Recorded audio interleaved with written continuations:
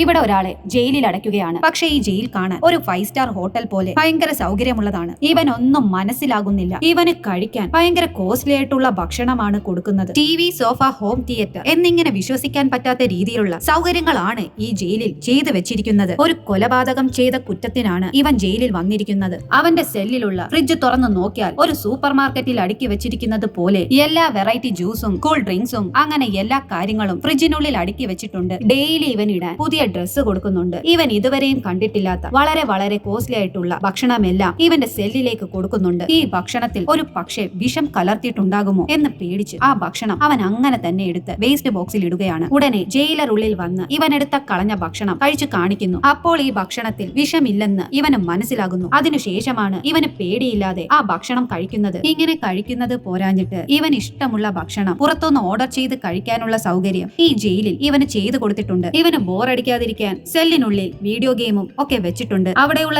എല്ലാ സൗകര്യങ്ങളും നന്നായി യൂസ് ചെയ്ത് ലൈഫ് നന്നായി എൻജോയ് ചെയ്യുകയാണ് ഈ ജയിലിൽ മാത്രം. എന്തുകൊണ്ടാണ് ഇങ്ങനെ ചെയ്യുന്നത്?